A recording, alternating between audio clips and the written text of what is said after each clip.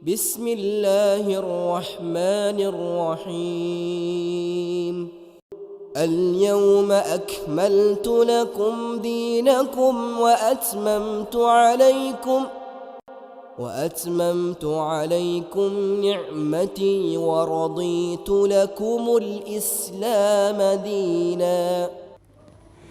Bismillahirrahmanirrahim. Assalamualaikum warahmatullahi wabarakatuh. Alhamdulillahirabbil alamin. Allahumma sholli wa sallim wa barik alaihi. Ya, akhirnya konten perdana dari channel YouTube saya boleh Allah mudahkan dan izinkan tayang hari ini. La haula wala quwata illa billah. Terima kasih juga pada saudara-saudara kaum muslimin, kaum muslimat dimanapun berada yang sudah selalu support dan mendoakan agar saya punya konten YouTube sendiri ya. Iya, selama ini kalau saya ditanya gitu, ayo kapan tayang, itu sayang subscribernya udah mau sampai 1000 kok belum ada konten sama sekali gitu. Saya selalu menjawab insya Allah gitu ya, karena memang terus terang sarana prasarannya belum memadai, kemudian belum pede juga gitu dengan ilmu yang masih minim banget gitu. Kemudian juga nggak ngerti tentang dunia per-YouTubean gitu.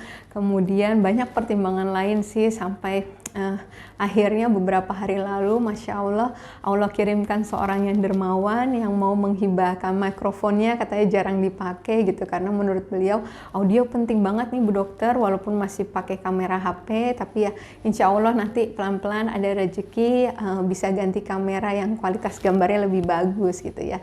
Dan dari situ saya Masya Allah berarti sudah nggak bisa ngelak lagi, nggak bisa excuse lagi gitu ketika saya harus membuat konten YouTube ini gitu ya, yang bermanfaat insya Allah untuk saudara-saudara kaum muslimin, kaum muslimat dimanapun berada gitu. Kalaupun saya share di sini bukan berarti saya sudah sempurna gitu ya menjalankannya, tapi saya mau mengajak kita, yuk mari kita sama-sama menyusuri jalan menuntut ilmu ini. Insya Allah, Allah yang akan mudahkan kita menyusuri jalan menuju surga. Amin, amin ya robbal alamin.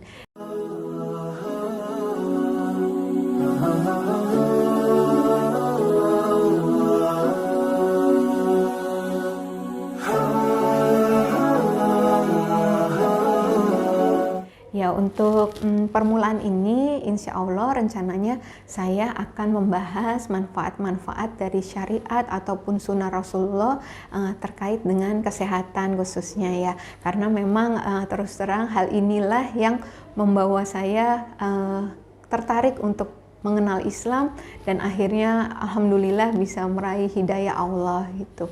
Dan awalnya saya tuh juga heran gitu ya, kenapa ya umat Islam itu menghidupkan sunnah Rasulullah gitu. Dan ternyata memang jawabannya Masya Allah semua ada di dalam Al-Quran ya, seperti dalam Quran surat Al-Hasyr ayat 7 dikatakan, apa yang diberikan Rasul kepadamu maka terimalah, dan apa yang dilarangnya bagimu maka tinggalkanlah, dan bertakwalah kepada Allah, sungguh Allah sangat keras hukumannya. Kemudian juga di Quran surat An-Nisa ayat 80, barang siapa yang menaati Rasul maka ia berarti menaati Allah. Kemudian juga ada di Quran surat Ali Imran ayat 31, katakanlah Muhammad, jika kamu benar-benar mencintai Allah maka ikutilah sunnah atau petunjukku, niscaya Allah mencintaimu dan mengampuni dosa-dosamu.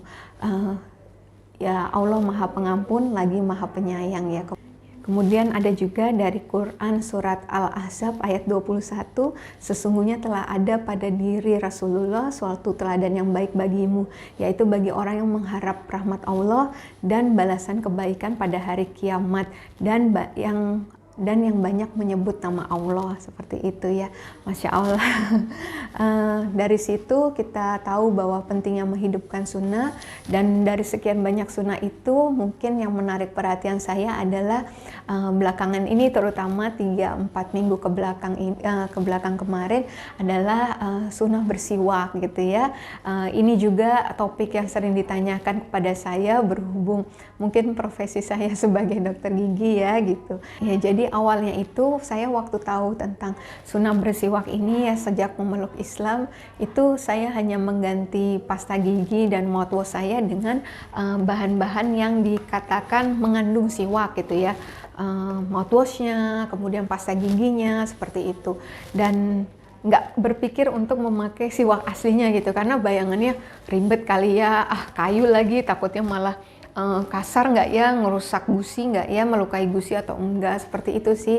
Nah, sampai akhirnya suatu hari kan saya sedang berikhtiar ya untuk menghafalkan sedikit-sedikit ayat Al-Quran gitu, dan saya sering gitu tertarik untuk mencari metode-metode yang efektif gitu untuk menghafalkan Quran gitu, sering cari tips-tipsnya seperti itu, sampai ada salah satu sumber itu yang menyebutkan untuk bersiwak dulu gitu sebelum membaca Quran, menghafalkan Quran gitu ya. Saya kaget aja gitu, karena kan selama ini metodenya itu dibilang luruskan niat, jauhi maksiat, dan sebagainya lah, dengan pengulangan ini itu, kok ini ada terselip bersiwak gitu. Saya jadi penasaran gitu ya, pengen tahu gitu gimana sih tentang bersiwak itu gitu kan. Akhirnya saya pelajarin dulu, kemudian saya karena belum sempat ya ke toko herbal lagi kondisi seperti ini, jadi saya beli online gitu ya. Ya modalnya hanya untuk sebenarnya menaati Rasulullah aja ya. Ya alhamdulillah kalau ada bonusnya nanti bisa jadi lebih fasih, lebih mudah dalam menghafalkan Al-Quran seperti itu. Dan mungkin saya akan share di sini informasi-informasi yang berhasil saya kumpulkan dari berbagai sumber gitu ya. Dari definisinya sendiri, berawal dari situ, siwak sendiri itu artinya sebenarnya adalah menggosok sesuatu, atau ya berarti dalam kondisi ini kita menyikat ya atau menggosok gigi. Tujuannya adalah menghilangkan kotoran kuning dalam gigi, kemudian juga untuk menghilangkan bau tidak sedap di dalam mulut gitu ya, dengan menggunakan sesuatu yang kasar, yang tapi tidak mudah rapuh dan juga tidak melukai gusi seperti itu. Dan bahan yang digunakan kalau zaman dulu tuh banyak sekali ya, mulai dari dahan kayu arak, dari pohon zaitun, dari pohon nim kalau di India, dari pohon lemon kalau di Afrika, kemudian ada yang pakai tangkainya kurma, ada yang pakai sobekan kain, bahkan kalau mungkin kalau bapak-bapak jarinya agak kasar gitu, karena tadi kan menggosok dengan sesuatu yang kasar, mungkin bisa juga dengan jari. Nah gimana kalau dengan kita yang sekarang umumnya gitu ya memakai sikat gigi dan pasta gigi gitu ya, sebenarnya sih karena ada abrasifnya gitu, kasar-kasarnya sih sebenarnya masuk juga ya, bisa, cuman memang lebih afdol dan dianjurkan kalau kita memakai kayu siwak gitu. Dan mungkin setelah itu saya jadi penasaran juga gitu ya, memang bentuknya pohon siwak itu seperti apa sih gitu. Akhirnya browsing gitu, nah ternyata kayu dari pohon siwak ini termasuk dalam famili pohon arak.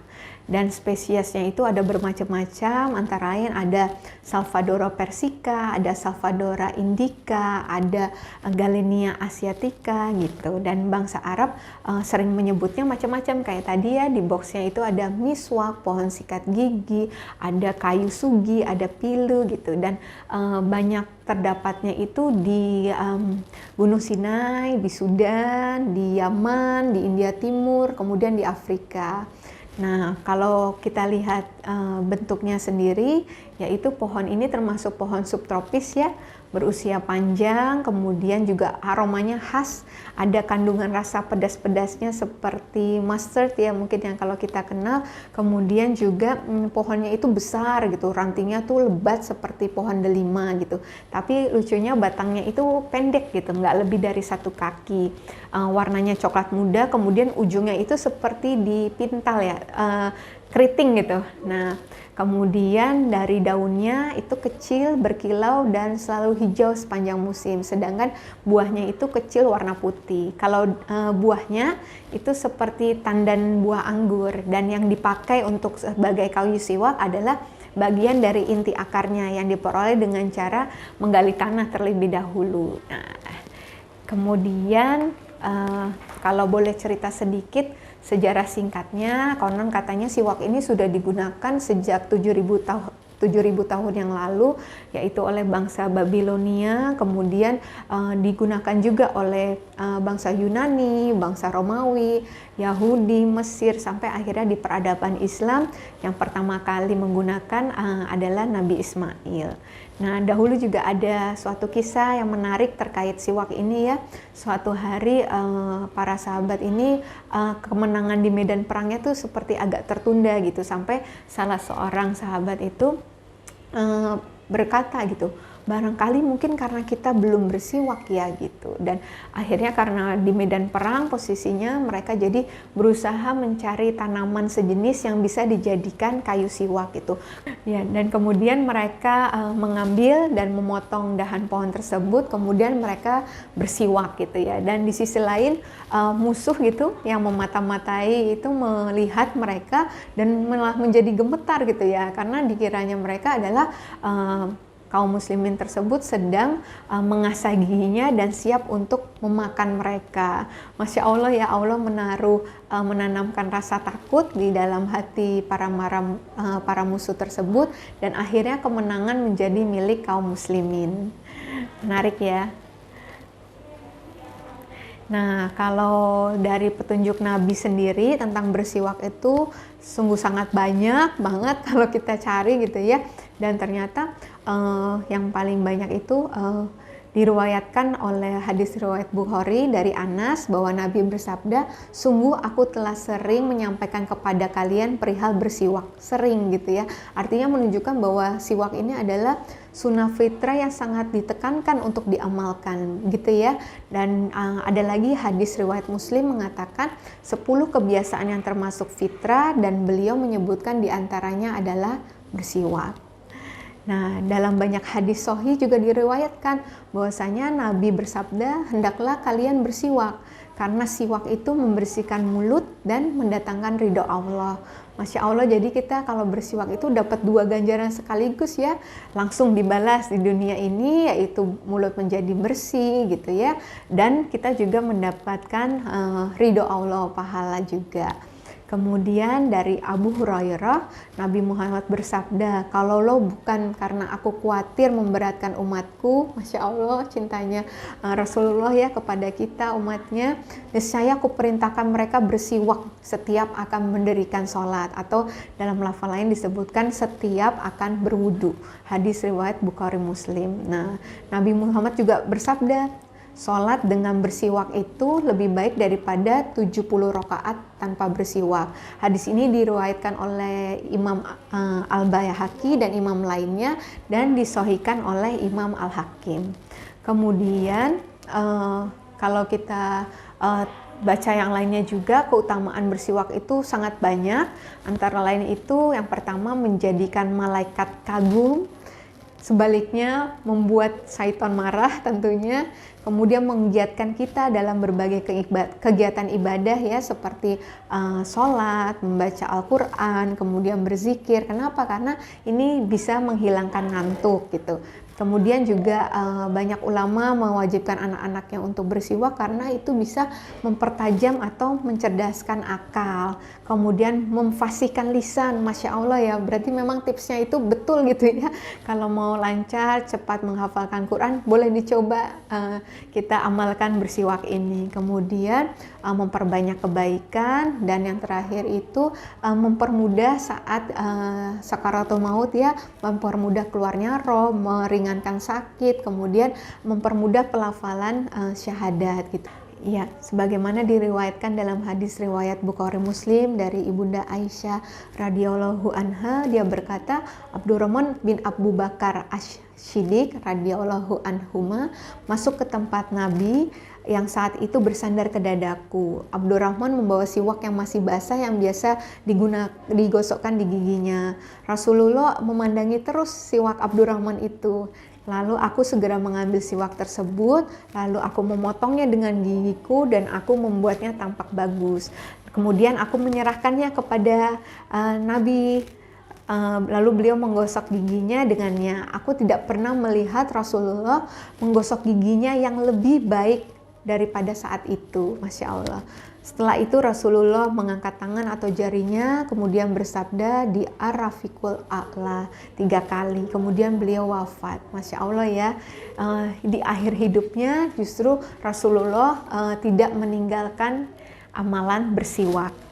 Nah, kemudian dari sisi kandungan, mungkin manfaat siwak sendiri ya, siwak ini bisa dibilang adalah lebih dari sekedar pasta gigi dan sikat gigi alami yang diciptakan dan diresepkan sendiri oleh Allah gitu ya. Kalau bisa dibilang termasuk dalam Tibun Nabawi juga gitu. Nah, harganya juga murah, hanya 5-10 ribu, udah termasuk holdernya. Kemudian awet, tahan banting, dan ini dia yang penting ya, kandungannya itu melebihi kandungan dari pasta gigi buatan manusia. Gitu. Kalau mungkin biasanya kandungan di pasta gigi itu 2 atau 3 bahan aktif gitu, mungkin paling banter 5 gitu ya. Kalau di siwak sendiri bahkan disebut lebih dari 25 bahan aktif yang bermanfaat untuk memelihara kesehatan gigi dan mulut.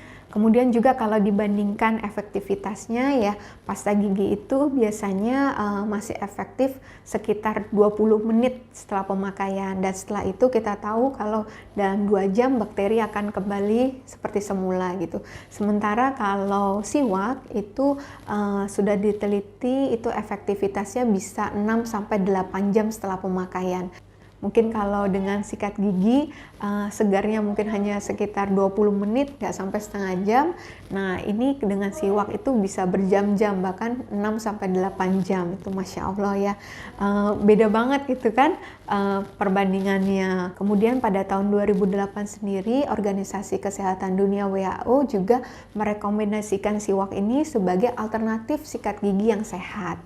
Dan telah terbukti ya dari 25 bahan alami itu fungsinya apa saja. Mungkin saya hanya bisa sampaikan sebagian ya dari penelitian-penelitian yang ada, yaitu ada kandungan asam tanatnya seperti master tadi yang saya bilang agak pedas-pedas gitu ya, dan itu untuk fungsinya melawan bakteri pembusukan, juga untuk anti perdarahan, misal perdarahan di gusi. Kemudian ada sodium bikarbonat. Nah, kalau sodium bikarbonat ini memang yang direkomendasikan oleh American Dental Association untuk digunakan sebagai bahan utama dalam pasta gigi. Kemudian juga ada kandungan klorinnya untuk menghilangkan warna kuning di gigi ya, gitu kayak pemutihnya gitu ya. Kemudian ada silikanya yang bahannya agak abrasif, itu fungsinya adalah untuk memutihkan gigi. Kemudian ada juga sulfur alkaloid yang melindungi gigi dari bakteri dan melawan bau mulut tak sedap. Nah, kemudian ada vitamin C juga dan trimetilamin, ya itu fungsinya untuk mempercepat kalau terjadi penyembuhan luka, kemudian mempercepat pertumbuhan gigi, dan menyehatkan gusi. Kemudian ada salvadorin yang efeknya itu sebagai antiseptik, fluoride yang fungsinya untuk mencegah karies ya, pada kebanyakan pasta gigi juga mengandung fluoride. Kemudian ada minyak atsiri yaitu untuk meredakan nyeri, dan flavonoid itu untuk memaksimalkan tubuh melawan berbagai penyakit. Selain itu ada kandungan-kandungan lain yang mungkin nggak bisa disebutkan fungsinya lagi ya, yaitu ada selulosa, ada potasium klorida, kalsium oksalat, kemudian ada tanin, garam mineral, deterjen, sisterol, astringen, juga enzim inhibitor.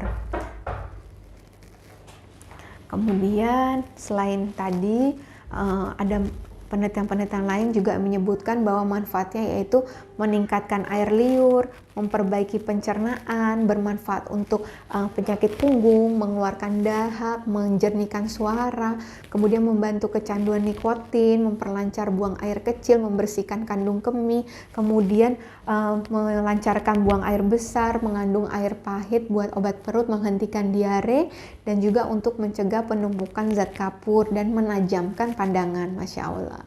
Ya, kemudian syarat siwak sendiri itu ukurannya bebas ya. Mungkin saya udah bisa keluarkan mungkin contoh siwaknya. Kalau kita beli itu packingannya seperti ini. Ada isinya 1 lusin atau 12. Kita gunting ya. Siwak Usuna Natural Toothbrush. Nah, betul ya. Ini vakum ya, dia vakum banget gitu, harus bukanya ini. Nah, seperti ini, dalamnya seperti ballpoint seperti tempat ballpoint ya, holdernya. Jadi bisa higienis kalau kita bawa kemana-mana. Ini bisa juga sebagai syiar loh kalau kita kemana-mana. Ada yang mungkin kalau laki-laki mau ditaruh di kuping boleh, mau taruh di saku boleh. Yang wanita juga saya selalu bawa, saya taruh di saku samping gitu ya sebelum berwudu. Kemudian kita buka, nah di dalamnya ada plastiknya lagi. Masya Allah. Kedap juga, vakum ya.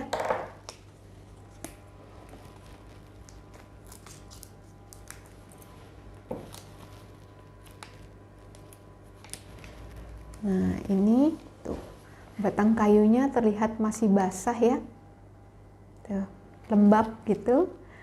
Nah berarti di sini kandungan-kandungan yang tadi disebutkan sepertinya masih penuh. Dan kalau kita lihat mungkin bagiannya kelihatan ya, ini ada bagian kulitnya yang nanti kita akan kupas sekitar 1 cm sebelum digunakan.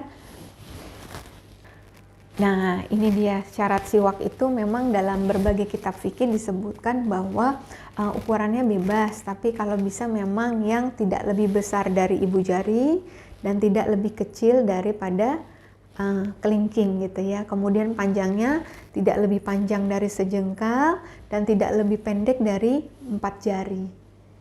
Ini sesuai ya. Ya, kemudian mungkin waktunya ya, waktu kapan sih kita harus bersiwak itu. Nah kalau saya itu biasanya memang waktu saat mandi pagi dan sore itu masih menggunakan yang pasta gigi dan sikat gigi biasa.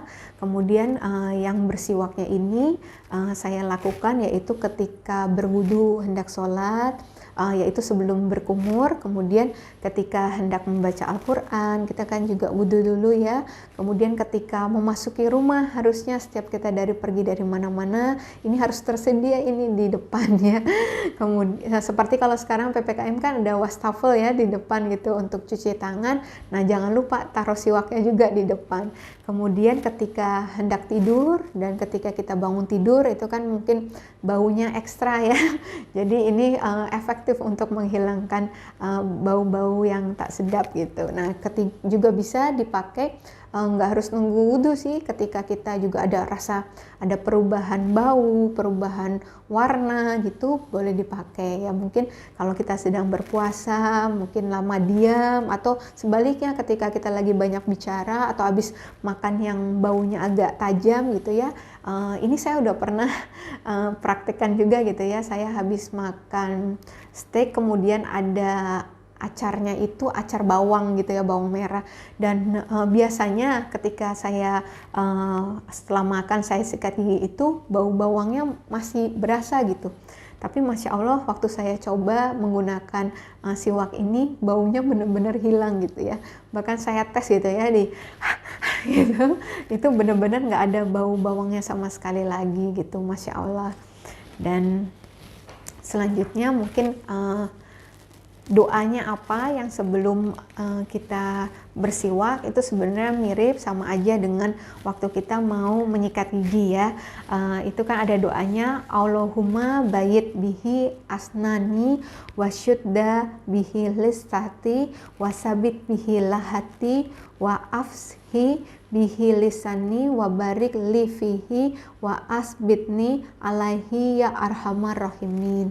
Ya Allah, putihkanlah gigiku dan kuatkanlah gusiku, serta kuatkan lahatku, yaitu daging yang tumbuh di atas langit-langit mulut. Fasihkan lidahku, berkatilah aku, dan berikan aku pahala karena siwak, wahai zat yang paling mengasihi di antara para pengasih. Masya Allah doanya ya. Ini yang saya cintai dari Islam, yaitu ketika apapun aktivitas yang kita lakukan itu bernilai ibadah. Masya Allah. Dan ini saya akan praktekkan cara menggunakan siwaknya, yaitu yang pertama adalah kita mengupas sekitar 1 cm kulitnya, bagian luarnya seperti ini. Mungkin terlihat nggak ya? Ini empuk banget, saya kira juga harus pakai cutter gitu atau pisau gitu, tapi ternyata enggak ya. Ini pakai kuku aja bisa.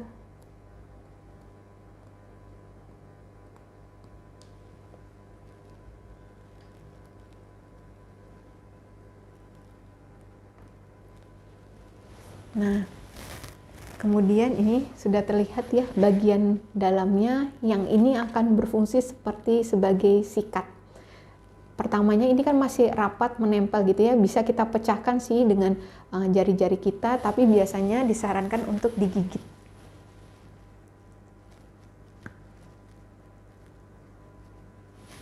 Nah, seperti ini sudah mulai mencar, ini udah bisa berfungsi seperti sikat gigi.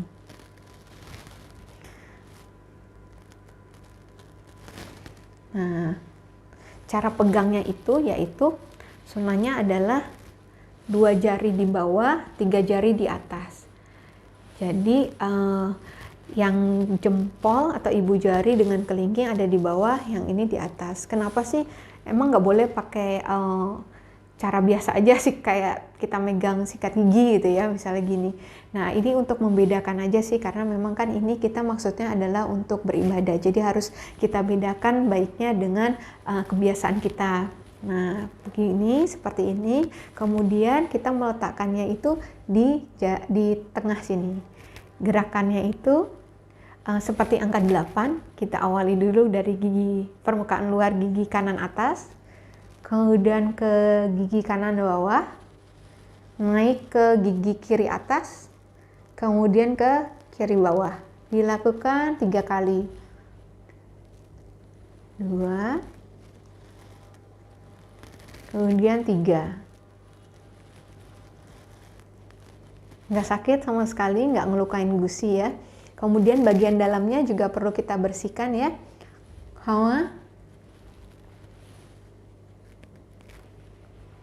Satu, 2,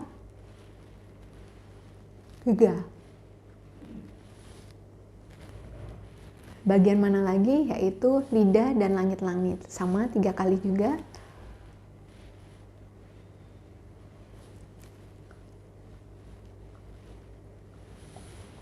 Ya. Kemudian kita bisa mencuci, kemudian berkumur dan melanjutkan dengan wudhu.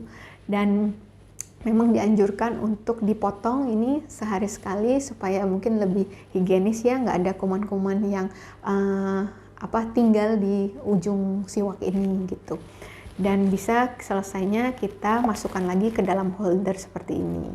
Sunnahnya juga dikatakan 40 hari boleh kita ganti siwaknya, atau tadi ya kalau sudah kurang dari 4 ruas jari juga boleh kita ganti. Nah, untuk boleh dipakai tangan kanan atau tangan kiri sebenarnya nggak ada dalil yang jelas ya dan tegas untuk masalah ini mau tangan kanan atau kiri gitu. Karena ada yang berpendapat kalau niatnya untuk membersihkan kotoran berarti pakai tangan kiri, tapi kalau niatnya untuk mau wudhu gitu, melaksanakan sunnah, itu pakai tangan kanan gitu. Anjuran saya sih pakai tangan kanan ya. Ya, sekian mungkin itu yang bisa saya sampaikan. Kesimpulannya adalah memang kebersihan itu betul-betul sebagian dari iman ya. Islam itu menyeimbangkan antara yang terlihat dan yang tidak terlihat, penampilan dan substansi gitu. Alangkah baiknya kan ya kalau ada kata-kata yang baik yang keluar dari mulut seorang muslim itu keluarnya, terbentuknya adalah dari mulut seorang yang bersiwak gitu. Dan mari kita hidupkan sunnah-sunnah Rasulullah, terutama yang mungkin sudah mulai jarang dilakukan oleh umat muslim sendiri, seperti diriwayatkan dalam suatu hadis sahih dari sahabat Ibnu Mas'ud radhiyallahu anhu bahwa sesungguhnya Islam itu berawal dari keasingan dan akan kembali kepada keasingan sebagaimana awalnya. Maka bergembiralah orang-orang yang asing. Kemudian Rasulullah ditanya, siapa mereka wahai Rasulullah? Beliau bersabda bahwa mereka adalah yang melakukan perbaikan ketika manusia rusak. Ya, kemudian juga ada hadis riwayat Ibnu Majah, dikatakan barang siapa yang menghidupkan salah satu satu dari sunnah-sunnahku kemudian diamalkan oleh manusia, maka dia akan mendapatkan pahala seperti orang-orang yang mengamalkannya dengan tidak mengurangi pahala mereka sedikit pun. Masya Allah, wallahu a'lam bishawab. Demikian yang bisa saya sampaikan, semoga bisa jadi ilmu yang bermanfaat. Mari kita ikat ilmu ini dengan mencatatnya, dengan mengamalkannya, dan juga dengan mengajarkannya atau membagikannya. Terima kasih. Wassalamualaikum warahmatullahi wabarakatuh.